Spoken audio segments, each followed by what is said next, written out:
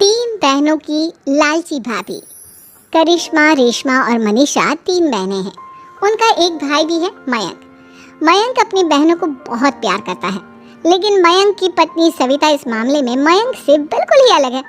वो अपनी ननदों का जितना बुरा कर सकती है उतना बुरा करती ही रहती है और अपनी ननदों पर हुक्म भी चलाती है। करिश्मा, करिश्मा, तुमने अभी तक नाश्ता नहीं बनाया? तुम्हारे भैया को ऑफिस जाने में देर हो रही है। हाँ भाभी, बस अभी बनाती हूँ। करिश्मा, तुम ये ढीलापन छोड़ दो। कल को पराये घर जाना है। वहाँ अगर तुम इस तरह से काम करोगी तो लोग क्या कहेंगे कि माँ ने और भाभी ने कुछ सिखाया नहीं। और तुम्हारी दोनों बहनें कहाँ हैं? रेशमा मार्केट गई है और मनीषा सो रही है। क्या? सुबह के 8 बज रहे हैं और ये महारानी अभी भी सो रही है? ये कहते हुए सविता अपनी सास दुर्गा देवी के पास जाती है। माँ जी, देख रही हो अपनी बेटियों के तौर तरीके? क्या हुआ बहू, सुबह सुबह क्या कर दिया मेरी बेटियों ने? अरे एक तो अभी अभी उठकर किचन में गई है, दूसरी सुबह सुबह बाहर चली गई और तीसरी अभी तक सो रही है। क्या करूं मैं इन तीनों का, मैं तो परेशान हो गई हूँ। जा जाकर उठा उसे और रेशमा से मैं बात करती हूँ। सविता सीधा मनीषा के कमरे में जाती है और उससे कहती है, महारानी जल्दी उठो, सूरज सर पर आ गया है। भाभी थोड़ी देर और सोने दो ना, मैं रात को लेट सोई थी। वो क्या ना, यूनिट टेस्ट चल रहे हैं। शराफत से उठती है या नहीं, या फिर पानी की भरी बाल्टी डालूं तेरे ऊपर? नहीं नहीं भाभी, मुझे बिस्तर में नहीं नहाना, उठती हूँ मैं। मनीषा जल्दी से उठकर बाथरूम में चली जाती है। सभी आराम से बैठकर नाश्ता कर रहे होते कि तभी रेशमा बाजार से हाथ में सामान लिए आ जाती है। रेशमा को देखते ही सविता उस पर बरस पड़ती है। लो, आ गई महारानी। ऐसा भी क्या सामान लाना था जो सुबह आंख मलते ही बाजार की तरफ रवाना हो गई? भाभी, कल आप ही तो चीख रही थी कि घर का सारा सामान मुझे ही लाना पड़ता है, घर में किसी को भी किसी काम से कोई लेना देना नहीं है। अब मैं बाजार जाकर सामान ले आई तो आपको इस बात से भी तकलीफ हो रही है? देख रही हो माँ जी, अपनी बेटी की जुबान कैंची से भी तेज चलती है। और मयंक, आप तो कुछ कहेंगे नहीं अपनी लाडली बहन को। रेशमा, अपनी भाभी से ऐसे बात नहीं करते। चलो माफी मांगो। भैया, मैं क्यों माफी मांगू? आप भाभी से बोलिए ना कि हम पर कम हुक्म चलाया करें।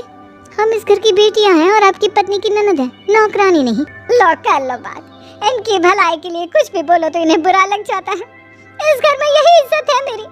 देख लो माँ जी, आपकी बेटी किस लहजे में मुझसे बात कर रही है। सविता वहाँ से चली जाती है। मयंक को बहुत गुस्सा आता है, वो भी वहाँ से चला जाता है।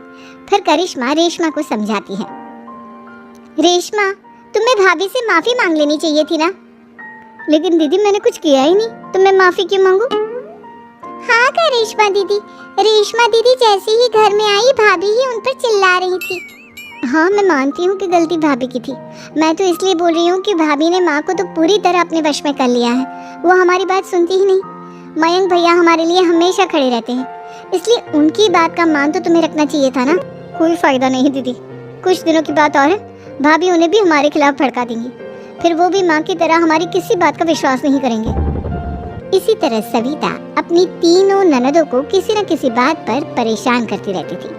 एक दिन मयंक अपनी तीनों बहनों के लिए गिफ्ट लाया। क्या रेशमा, ये तुम्हारे लिए हार का सेट। रेशमा, तुम्हारे लिए सुंदर सी ड्रेस। और मनीषा, तुम्हें किताबें पसंद है ना, तुम्हारे लिए किताबें लाया हूँ। थैंक यू भैया, थैंक यू भैया, थैंक यू भैया।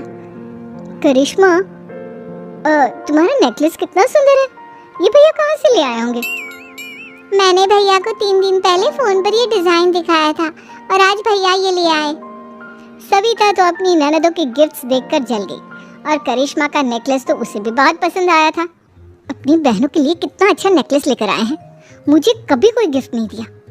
मैं आज ही ये हार चुरा लूंगी। रात में सविता करिश्मा का हार चुरा लेती है और इसी तरह उसे अपनी ननदों की जो भी चीज़ अच्छी लगती वो उसे मांगती नहीं, बल्कि रात के अंधेरे में चुरा लेती।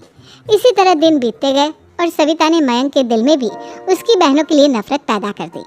एक दिन मयंक ने करिश्मा और रेशमा के लिए रिश्ता देखा और ये बात उसने घर में सबको बताई। माँ, करिश्मा और रेशमा के लिए बहुत अच्छा रिश्ता आया है, वो लोग कल इन्हें देखने आ रहे हैं। आप और सविता मिलकर सारी तैयारी कर लेना।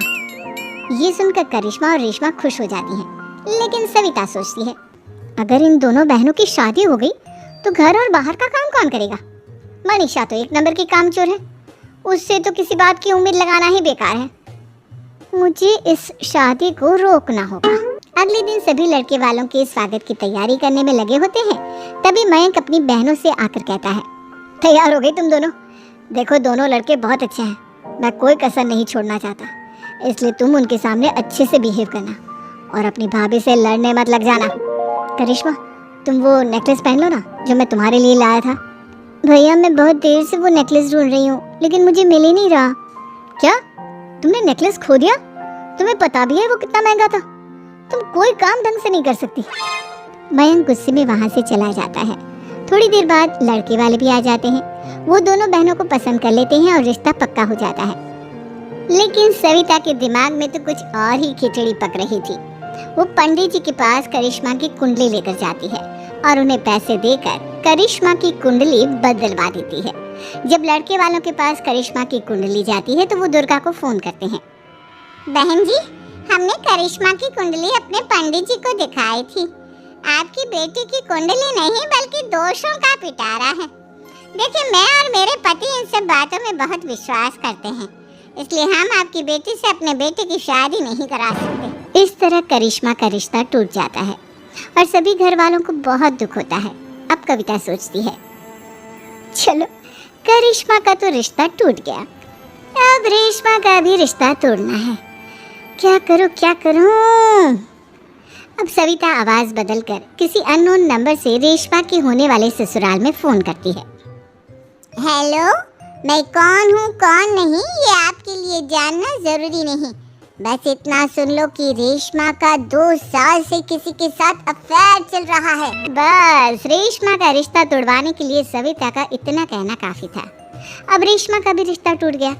मयंक और दुर्गा देवी ने रेशमा को खूब खरी खोटी सुनाई और उससे बार बार उस लड़के के बारे में पूछने लगे। आप दोनों मुझे क्यों परेशान कर रहे हो? अरे कोई लड़का होगा मेरी लाइफ में तो मैं बताऊंगी ना, जब कोई है ही नहीं तो कहाँ से लाऊं मैं कोई लड़का? तो तेरे होने वाले ससुराल वालों को फोन किसने किया था? माँ, मैं नहीं जानती किसने फोन किया था, मैं सच कह रही हूँ। मैं तो पहले ही कह रही थी इसकी लगाम खींच कर रखो, लेकिन मेरी सुनता ही कौन है? आप चुप रहिए भाभी, ये सब आपका ही किया धरा है। अब तीनों बहनों को विश्वास हो जाता है कि ये सब उनकी भाभी ही कर रही है। तीनों बहनें अपनी भाभी को सबक सिखाने के लिए एक वकील कर लेती हैं और घर में हिस्सा मांगना। देखो भैया, माँ बाप की जायदाद में जितना बेटों का हक होता है उतना ही बेटियों का, इसलिए इस घर के 4 हिस्से होंगे और हमें अपना हिस्सा चाहिए। मैंने तुम्हारे लिए क्या क्या नहीं किया और तुम इस घर में हिस्सा मांग रही हो? भैया, आप और माँ हम बहनों की कोई बात नहीं सुनते हो और भाभी हमारी शादी नहीं होने देगी क्योंकि उन्हें लगता है कि आप हमारी शादी में ज्यादा पैसा लगाओगे और उन्हें हम जैसी फ्री की नौकरानी कहाँ मिलेगी। तो हम भाभी के साथ तो रह नहीं सकते, हम बहनों को अपना हिस्सा चाहिए। अरे तुम्हें शर्म आनी चाहिए अपनी भाभी पर ऐसा इल्जाम लगाते हुए। वो तुम्हारे बारे में कितना सोचती है। हाँ माँ, भाभी हमारे बारे में बहुत सोचती है, दिन रात बस यही सोचती रहती है कि किस तरह से अपनी तीनों ननदों को परेशान करूं और कभी मुझे पढ़ने भी नहीं देती। दोनों बहनों का रिश्ता भी तो इन्होंने ही तोड़वाया है और रात में हमारे कमरे में आकर हमारी चीजें भी चुराती हैं। इसी तरह सविता की तीनों ननदें अपनी बात पर अड़ी रही। अब कोर्ट में तारीख भी शुरू हो गई। जब सविता को लगा कि उसकी तीनों ननद इतनी आसानी से नहीं मानने वाली, तो उसने अपने पति और सास को सारी सच्चाई बता दी और अपनी तीनों ननद से माफी मांगी।